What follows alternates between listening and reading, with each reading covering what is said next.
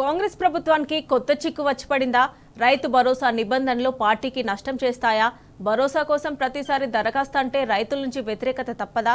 రైతుకు పెట్టుబడి సాయం అందించిన ఫలితం దక్కుతుందో లేదో అన్న టెన్షన్ హస్తం నేతలను వెంటాడుతుందా అంటే అవునని అంటున్నాయి హస్తం పార్టీ వర్గాలు.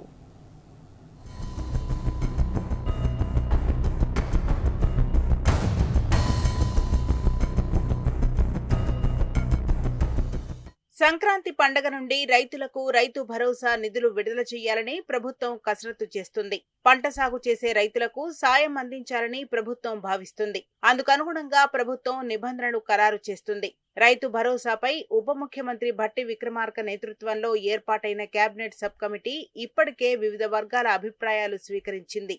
అయితే గురువారం భేటీ అయిన కేబినెట్ సబ్ కమిటీ ఈ నెల 5 నుంచి 7 వరకు భరోసా కోసం రైతులు దరఖాస్తు చేసుకోవాలని సూచించినట్లు సమాచారం. ఈ నెల 14 నుంచి రైతు భరోసా నిధులను విడుదల చేయాలని భావిస్తోంది.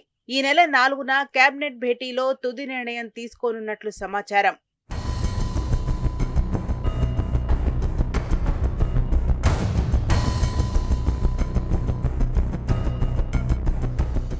అయితే రైతు భరోసాకు కండిషన్ పెట్టడంపై సొంత పార్టీలోనే అసంతృప్తి వ్యక్తమవుతుందట.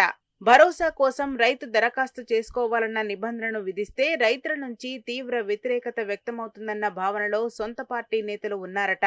గతంలో ఎలాంటి నిబంధన లేకుండా రైతు బంధు సాయం బీఆర్ఎస్ ప్రభుత్వం అందించిందని, కానీ ఇప్పుడు దరఖాస్తులు అంటూ మెలిక పెడితే పార్టీకి నష్టం చేకూరుతుందని అంటున్నాయి హస్తం పార్టీ వర్గాలు. ఇప్పటికే రైతులు కాంగ్రెస్ ప్రభుత్వంపై వ్యతిరేకతతో ఉన్నారని హస్తం పార్టీ వర్గాలే చెబుతున్నాయి. రుణమాఫీ కాని రైతులంతా కాంగ్రెస్ పై గుర్రుగా ఉన్నారు.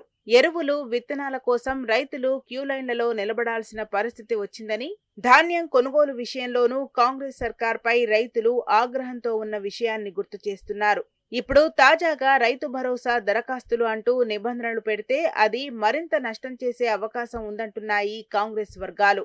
రైతులు పంట వేశారా లేదా అనేది వ్యవసాయ శాఖ అధికారులు నిర్ధారిస్తే సరిపోతుందని, కానీ దరఖాస్తుల పేరుతో రైతులను ఆఫీసుల చుట్టూ తిప్పితే పెట్టుబడి సాయం అందించిన ఫలితం ఉండదు అంటున్నారు కాంగ్రెస్ నేతలు. ఈ ప్రభావం స్థానిక సంస్థల ఎన్నికలపై పడే ప్రమాదం ఉందంటున్నాయి.